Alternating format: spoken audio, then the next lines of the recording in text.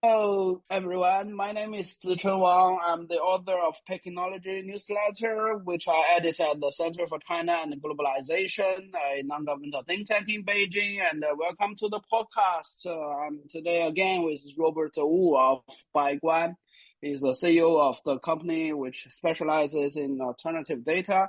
He also has a personal newsletter called China Translated on Substack. So Robert and I are trying to, make it regular. So we have like around 30 minutes of talk on current affairs in the week every Sunday, which we will promptly release into the Substack podcast. And we don't have a transcript. We just, two friends chatting about what happened in the past 7 days.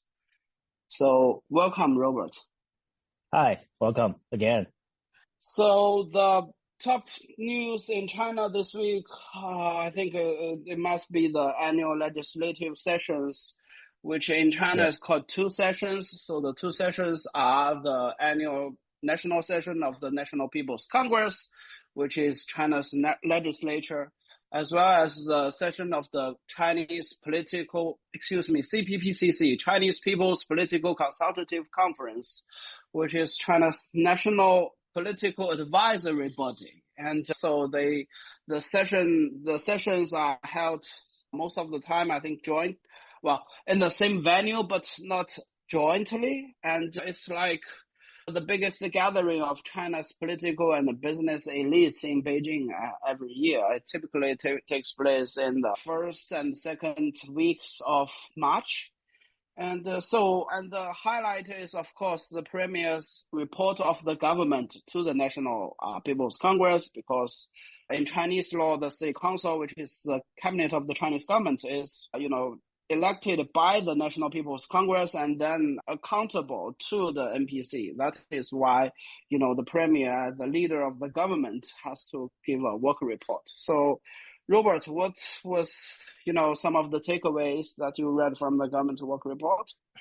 Yeah, so I think me as well as many market participants like investors are paying close attention to the budget deficit figures, the stimulus and consumption and all that. So I think the end result is pretty in line with the expectation going into it. So we have like 4% deficit now compared with 3% in the past. And then we also have several new kind of government bond programs that are being announced with some focus on consumption. Again, it's not like a bazooka type of stimulus, but the direction is unquestionable. I mean, in terms of boosting demand, boosting consumption. And I think that's within the expectation. And then there are also several things that I find to be quite interesting, is that both in the government report as well as in the later conferences, I think press conferences by these ministers. Sure. Yeah, they mention things. I think they mention without details, child care or childbirth support programs. They said that they're going to give out some subsidies for bearing children, but it's still a little bit frustrating that they haven't really disclosed the details of what exactly, how much is it, and who are eligible, right? But personally, I think child support kind of programs are among the most meaningful demand boosting measures, because, once you have a child, you have a long life cycle of consumption, right? With all the baby powder, milk, baby formulas, education, all that. And we have an ongoing kind of population crisis. So it's important to have more specific and tougher measures over there, right? To add some background, I think is, as you just mentioned, like China's planned fiscal deficit rate is like 4%. And in the past, I think in the majority of the past years, it was always like more or less around 3%. So this is something maybe I've mentioned before, is that somehow the People's Republic of China was like observing the rules in the European Union, where, it was stipulated that basically member states' fiscal deficit mustn't be like larger than 3%. And yeah, there were apparently some like extraordinary circumstances in China in the aftermath of COVID. And this year, I think it's definitely over 3%. That's like, I think, as you said, it's within the expectations, but that also like breaks some sort of like official pattern in the past decade. And on the subsidies for like giving have new children, I think it was said that during the two sessions with basically that, the authorities are contemplating like writing the rules basically and soliciting advice from relevant parties and stakeholders. But, I think that there was a central government document saying that, China will have its like subsidies for children. And that document came out, I think, November or December last year. So it has been like 5 or 6 months, and it looks like it will take more time for them to come up with similar rules. And I think, as you mentioned, there are a lot of calls for basically giving that sort of subsidies to younger parents. I think, for example, from James Jianzhangliang, the founder of Xiechen of Trip.com now. And yeah, I think that's what many economists and, commentators expect. Yeah. And another thing that I find to be interesting is during the press conference, the head of NDRC, National Development Reform Commission, mentioned that the government is going to set up this so-called 1 trillion RMB technology guidance fund, which did raise some eyebrows, right? Yeah. They did mention that the money will come from local governments and the private sector, but I'm not really sure how that will work. At least I think the central government directive and guidance would be pretty important for this kind of guidance fund, which is surprising. And I'm not even sure whether it's necessary because, maybe, if you want to boost venture capital, maybe government-led model is not the best way out there. What do you think? Well, I think, first of all, what we have now is it's very early statements. I think it comes from some remarks given by Zheng Shanjie, the head of the National Development and Reform Commission, at one of the press conferences featuring all the major economic officials. And Zheng is like a foreign minister who plays a very important role. I think based on his Chinese language statements, I'm not sure it's a fund or it's like many funds, but coming under coming from under the umbrella of a national fund for like technology innovation. So as you correctly mentioned, Minister Zheng also said the fund would involve like local governments as well as non-state private capital in it. So I think this is actually one thing. Because many of the Chinese policy language, unless they are like specified in the last implementing rules, but at the very beginning they tend to be quite vague and very broad. So it's sometimes very difficult to tell if like they were talking about one thing, there is one social credit system, or they were talking about a grand design which has the name of social credit, but it's not exactly one coherent system, but like hundreds of systems. I think one more striking example is actually back into COVID days when everyone says, China has a system of health codes. But as people who live here knows, like, for example, in one province, different cities have like different health codes which do not interact with each other very well. So even within one province, and there are 30 provinces in China, like within one province, there could be like a dozen different systems. So I'm not coming back to what we were talking about. I'm not exactly sure. It's like one fund with like one manager, like hugely centralized, and everyone putting their money together, which I think that logistically is going to be very, very difficult, right? And or maybe it's like an initiative, like under this initiative of technology innovation, the states will provide some capital as some seed capital where like local governments, like local SOEs or private companies they all pull their money together, but into like 100 different funds, or maybe within each sector there is several dedicated funds, but operated by different fund managers. It's very early, but if you ask me to bet my money, I guess it's going to be much less centralized than people typically imagine. It's just one central manager of like a trillion yuan, right? And I think that's going to be, yeah, well, we will see in I guess a few months. Yeah, I think what you said sounds sensible. Sounds sensible to me. Otherwise, it would be just too much of a state kind of intervention in what they shouldn't have done. Anyway, so you have any other more comments on two sessions, or should we move on to the next topic? Well, I think one of the, on the sidelines of the two sessions, there were a lot of press conferences. And I think one of the highly watched is Wang Yi's, right? The China's foreign ministers. And I think we are obligated to say that a friend of ours, Jiang JJ, who is the author of Ginger River Review, he asked the question to Wang Yi, and among I think a dozen journalists. And so I think Wang Yi was talking about China-US relations and China-Russia relations, whether would a reverse Kissinger would ever work. And but there is a very clear English language transcript for the press conference, and you can find it out if that interests you. Right. Yeah, actually, to be honest, for the last few weeks, the spotlight is really not in China, right? It's in exactly. It's in the White House.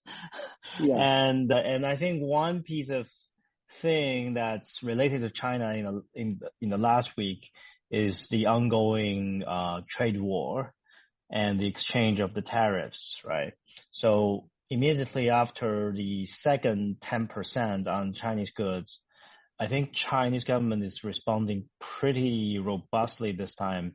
This week, they announced from 10 to 15% tariffs on U.S. agriculture goods. And it's pretty broad-based. It even includes soybeans, sorghums, all these major agricultural products. And I found it to be interesting. And also, and I'm not an expert in agriculture, but once I heard the news, I went to check the statistics. Interestingly, for the last few years, America accounted for a increasingly smaller share of the total Chinese agriculture imports. So, for soybeans, for wheats, it's right now about double-digit percentage, right? Even low double-digit percentage of total imports for China. It's usually trailing behind countries like Brazil. And I found interesting, even Ukraine was still exporting a lot of agricultural products to China. Oh, really? Yeah. I didn't know that. Yeah. So, and China and Ukraine just signed something, right? They are even expanding the agro relationship, which, so I think it's interesting because I don't think this new tariff on U.S. agro could be temporary. It could even be permanent because the China is intentionally trying to decouple from the U.S. agriculture sector for a few years now. While I can imagine on the U.S. side, this could be pretty politically sensitive topic because, I imagine agriculture sector to be pretty important part of the Republican base, right? So I think China is picking the right target this moment, which will not have so much of a negative impact on China itself. It may even introduce a little bit inflation, at the time that we really need. And it may be seen as a powerful kind of weapon in this new round of trade war. What do you think? Well, I think besides the reaction that Beijing took, there was a statement from the Chinese Foreign Ministry as well as repeated across Chinese embassies overseas, including the Chinese embassy in the Washington D.C., which caught a lot of attention. Basically says whether it's trade war, tariff war, whatever war, China will fight with you to the end. I think that caught a lot of attention. raised a few eyebrows. And I think compared with like Trump 1.0, the Chinese response came very prompt. Looks like surgically, so means Beijing is better prepared. It had thought out, conditioned upon the U.S. tariffs from China, which should be the Chinese response. And secondly, and I think most importantly, it's like Beijing is signaling to Washington, D.C., basically that if you want to bully us, we will fight to you until the end, no matter what. But if you want to sit down and negotiate and talk respectfully, try to seek a mutually acceptable result, then we are for that as well. I'm not sure, if the U.S. administration understands what Beijing is saying, and I don't know. I mean, maybe Donald Trump thinks, the Chinese are retaliating against us, so let's double down, and then we have a very bad spiral, and that'd be horrendous. So I think I think it has been pointed out not by people in China, but also by U.S. experts here as well, that like the Trump administration is sending a very mixed signal. Like on one hand, it's, there is like this national security investment memo. There are like tough talk about at least news reports of potential like strengthening export control to China. On the other hand, it's the president himself repeatedly saying he wants a grand bargain, a big deal, a beautiful deal with China. So nobody is exactly very sure what does the U.S. administration really want, or Exactly. like the 20% tariff is something they want to do, or they just want to use it as negotiating tactic. But I think, as you correctly mentioned, when something is like this is imposed, typically it's very difficult to remove them. Like that's just so impossible politically. You need to find all the best excuses in the world to basically cancel something you've put on your opponent or adversary. And and so I guess we will have to wait and see. President Trump said very early that he would want to visit China in his first 100 days in office, and there was a time, I don't know, I think many remember that Peter Navarro and also the White House press secretary on one day was saying publicly on TV that President Trump is going to talk to President Xi Jinping like within a day, but that just never materialized. Never comes. And so I think, it's quite some confusion, and people are holding their breath. And I think this sort of uncertainty is contributing to the instability of the U.S. stock market, which has, I hope you haven't lost too much money from that. Huh? Not much. I'm lucky. Okay. You look like to be hurt at this moment. Yeah. Are you investing too much in NASDAQ? No, I think I cut my exposure. Like, first of all, it's a very small, tiny amount of money, and I was like doing it through China's, what's the name? QFI, right? And so Chinese domestic fund managers are allowed to raise money in China domestically, and then convert the money to US dollars and then invest in US stock markets. So I think I cut my exposure in very early February, because I think it comes down to the fundamental question that I think there is a premium with U.S. companies, with U.S. national power, with like stock prices of the United States. There is this inbuilt stability, the ideals of the United States of America. But if Donald Trump is like shaking it from the core, within the core, to plunge the country into like a very uncertain state. So, but of course, that's like the liberal talking point, right? And like, if you look at the opinion polls, like there is a majority of support from American people, and like the Republicans are loving it. Yeah, I mean, but from the capital market perspective, it's true. The biggest enemy of capital market is uncertainty, is risk. I don't think it's just a political thing. It's very economic. It's very financial. Yeah. So let's hope to, this trade war and stuff can get resolved quickly. And I think talking about the U.S. power, I think, another event, which I personally think is very important, is this announcement by TSMC, the world's largest chip making giant and Taiwan-based company, announced this $100 billion investment plan into America. $100 billion is huge. I checked the capital expenditure figure for TSMC in the last few years. That accounts for about 3 times their annual capex.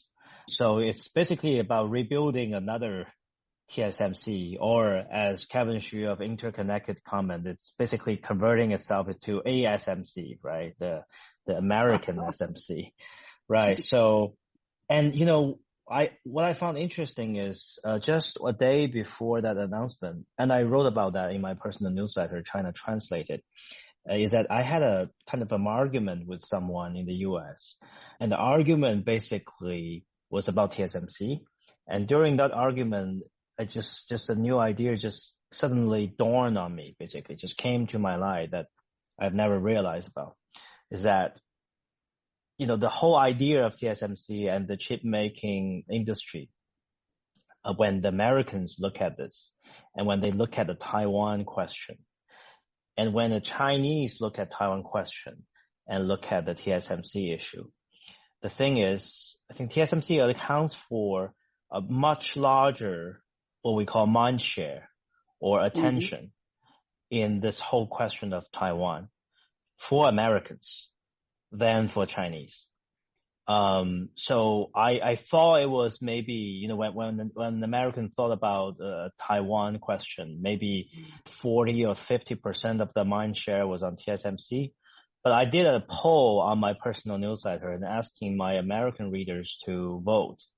And it turns out most people chose more than 75% of the mind share is actually spent on TSMC. And many other are choosing, 50 to 75%. Anyway, most of the people think that TSMC, or at least in the not so small sample size of my audience, most people think, TSMC occupies the majority of attention of America when it comes to Taiwan. And, you and I both know, right? For Chinese mindset, for Chinese government, TSMC, how large is TSMC for the Taiwan question? 5%? I mean, the thing I used to talk about this is that before the birth of TSMC, the Chinese mainland was already insisting that, the two sides are of the same country, because it was like the fallout from a civil war dating back to the 1940s. So whether there is TSMC or not, it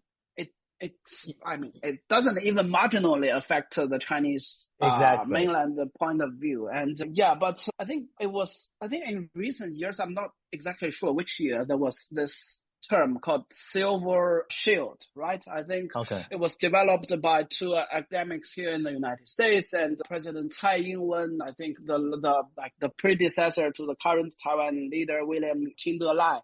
Tsai Ing-wen, when she was writing in foreign policy and foreign affairs, she also adopted the term. And TSMC, domestically within the island, is known as a sacred mountain. And in Chinese, what is the name? Shenshan, right? It's sacred.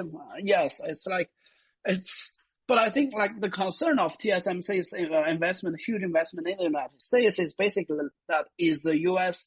Well, put it in this way, is that will the U.S. plunder the most strategically important technology and industry out of Taiwan, or is the United States hollowing out the very treasure of Taiwan from the island? But of course, the U.S. will say, many people will defend as it's a business decision by TSMC, by its CEO, C.C. Wei, who actually announced the deal in the White House.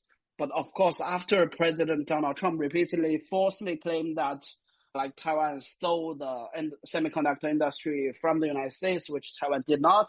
And he also threatened to put tariffs on, I think, semiconductor components exports into the United States. So if you use the same standards that's typically associated with China, that's economic coercion.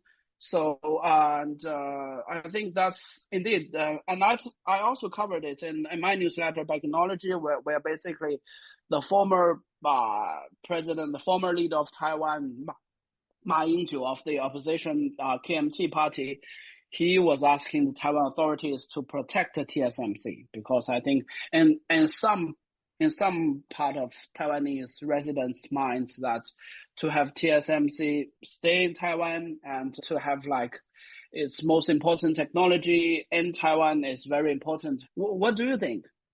I mean, once I realized that it's actually the chips that America wants, and it seems that they will get it. It just seems to me that we probably will have a timeline of the so-called reunification. Maybe it just will be the timeline of how long the U.S. plant of TSMC is, being completed. And I guess 3-4 years. So, and China wouldn't mind because, as we just commented, it's just such a small, even no effect on China's decision making. So I don't know, maybe two sides for the next few years will tacitly agree to have more of these chip making manufacturing to relocate to the US or at least have a duplicate version, right? And I think the US is right to be worried about this supply chain. Because if you look at all the best companies in the US, all these internet companies, all these AI companies, all of them and all the wealth of American middle class are built on the chips and the ability to make all these advanced chips, right? So if I am American, I will also make it sure that we have these manufacturing base in our country, right? And after that, I think everything is negotiable. Right. So I don't know. I haven't realized about this until last week. So I think it's worthwhile to share. Yeah, I think there have always been debates about the weight, the place of Taiwan in the grand strategy of the United States. I think the overwhelming consensus in China is that the Chinese believe the Americans regard Taiwan as a, what's the term, like unsinkable craft carrier, something like that. And the United States has a interest in preventing any sort of like unification or reunification between the Chinese mainland and Taiwan.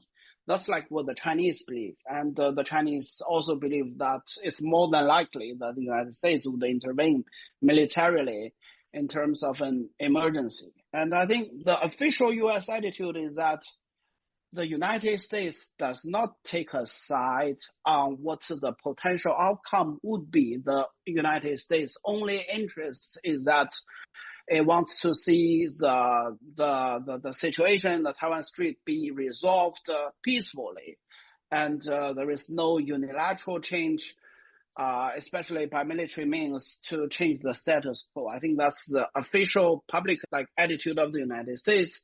But recently, as Donald Trump is in office, we've seen more discussions. For example, I think there was an article a short while ago basically saying the Taiwan is not an accidental interest for the United States. And I think that sounds similar to yours. Basically, the U.S. wants something very specific here, and as we can tell now, at least in a lot of people's minds, and these are pretty important people, they believe semiconductor industry is very important at the moment. And I think whatever the views, the Chinese mainland don't look at that very favorably. Do you think? China, for mainland China? Yes. The TSMC investment? Yeah. Well, you don't think so, huh? You think maybe the Chinese believe that after the Americans got what they wanted, they'll just leave. They don't care about. That's my guess. That's my take. Okay, that's the mind game here. Huh? Nobody knows what are playing out in the people's minds. Right. Yeah, that's my guess. Cool. Okay, so I think it's already 40 minutes. So let's wrap it up, huh? Yeah. Okay, nice talking to you, Robert. Nice to talk again this week too. Okay. Have a good one. Good one. Yeah, have a good one.